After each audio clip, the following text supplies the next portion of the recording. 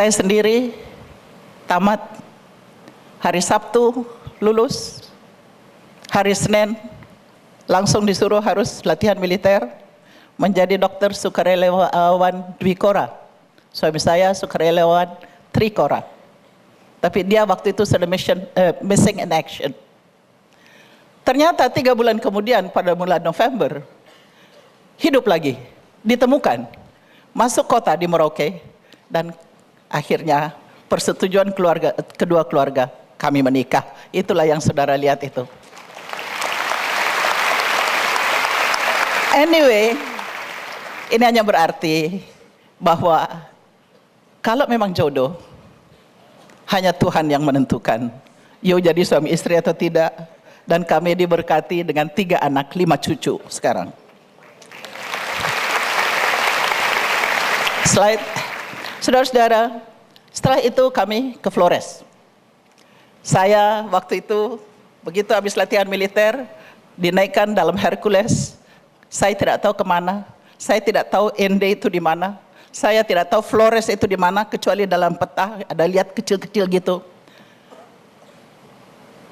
Dan saya takut setengah mati. Saya takut. Oleh karena itu suatu daerah yang sama sekali saya tidak kenal. Saya dari Sulawesi Selatan.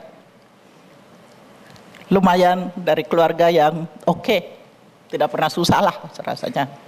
Jadi ditempatkan di daerah susah dan miskin, menakutkan bagi saya sebagai dokter yang baru tamat.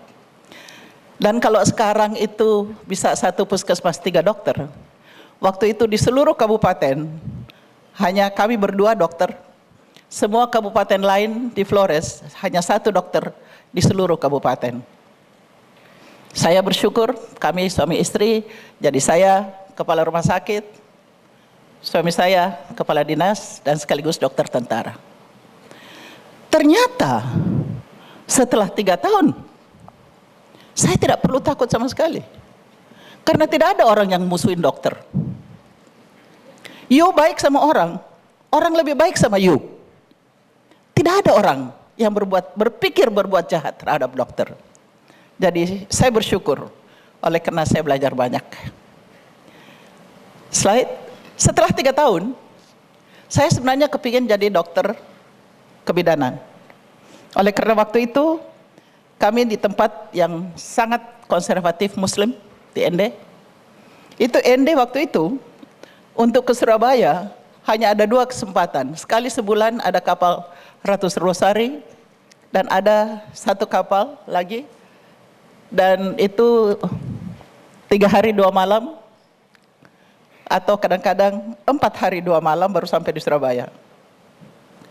Tetapi yang ingin saya sampaikan adalah bahwa di mana-mana ada orang yang membutuhkan kita dan kita butuhkan mereka. Itu suatu perjuangan atau pelajaran yang saya alami. Kemudian saya ingin menjadi dokter kebidanan karena untuk menolong ibu-ibu yang waktu itu sulit sekali untuk waktu persalinan, karena mereka tidak boleh diperiksa oleh dokter laki-laki waktu itu. Dan saya dokter perempuan pertama yang ada di situ. Jadi kita lihat kebahagiaan ibu-ibu kalau diperiksa oleh seorang dokter wanita. Namun zaman itu juga masih banyak diskriminasi. Bagian bedah dan kebidanan tertutup untuk perempuan. Tidak bisa jadi spesialis kebidanan atau bedah kalau kau perempuan. Memang perempuan dari dulu banyak didiskriminasi deh. Berbahagialah perempuan yang ada di sini. Kalian tidak didiskriminasi toh? Oke, anyway, saya jadi dokter spesialis anak. Setelah itu saya mengikuti suami kembali ke Nusa Tenggara Timur, tinggal di Kupang, dan pada saat itu ini pasti ada orang NTT di sini deh. Kamu angkat tangan. Waktu itu saya satu-satunya spesialis seluruh provinsi. Kalau sekarang ada rumah sakit di mana ada 200 spesialis, waktu itu saya satu-satunya spesialis di seluruh provinsi. Sehingga saya keliling seluruh provinsi untuk melatih perawat, bidan, ibu-ibu rumah tangga untuk menjadi dokter spesialis anak, bukan sebagai dokter, tetapi bisa memberikan pengobatan bagi anak-anaknya. Anyway, itu suatu masa yang luar biasa dalam hidup saya. Tidak mudah, perjuangan berat, akan tetapi saya belajar banyak sekali. Kemudian suami saya kembali ke Jakarta, dan saya ikut mendampingi selama 3 tahun. Saya menjadi kepala lembaga transfusi darah Palang Merah, PMI DKI. Sampai suatu hari tiba-tiba dikatakan bahwa suami saya dicalonkan menjadi gubernur Nusa Tenggara Timur. Suatu hal yang sangat membuat saya terpukul. Oleh karena waktu itu saya praktek sebagai dokter anak di Jakarta hebat. Saya duitnya banyak. Praktek saya laku. Waktu itu dokter anak masih sedikit. Praktek saya bagus. Duit saya banyak. Saya pikir, ya Tuhanku, saya harus jadi pendamping suami. Sebagai istri gubernur nggak dibayar. Dan NTT waktu itu salah satu daerah termiskin di Indonesia. Akan tetapi, ternyata memang Tuhan Maha Besar. Kami di sana 10 tahun, slide yang ini kalian lihat, itu saya menari dengan masyarakat. Masyarakat happy sekali lihat kita. Kemudian ada banyak yang bisa dilakukan ternyata sebagai istri gubernur. Gajinya sih nggak ada. Uang praktek saya, simpanan saya dari praktek habis. Tiap kali saya mau pergi kunjungi anak, saya harus keluarkan uang sendiri waktu itu. Akan tetapi kebahagiaan yang ada untuk melayani masyarakat yang sehari-hari begitu miskin, begitu banyak susah dalam hidupnya. Saudara-saudara, percaya sama saya, itu suatu perasaan yang luar biasa. Rakyat yang paling miskin itu mempunyai harga diri yang sangat tinggi. Saya periksa pasien, jarang sekali terima uang. Kami dibayar masih dengan buah, dengan sayur, dengan telur. Karena itulah yang dia miliki.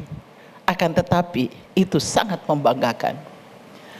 10 tahun saya menjadi ketua tim penggerak PKK, ketua Dharma Wanita, ketua BK3S, ada 9 organisasi yang harus saya pimpin waktu itu. Di samping menjadi pendamping suami. Ini yang saudara lihat adalah operasi bibir sumbing. Kami lakukan, oleh karena pada saat itu suatu waktu seorang pendeta datang pada saya. Bilang, ibu tolong bantu, ini ada anak bibir sumbing yang mau berobat ke Surabaya. Harganya 3 juta. Belum transport untuk orang tuanya, belum penginapan untuk orang tuanya.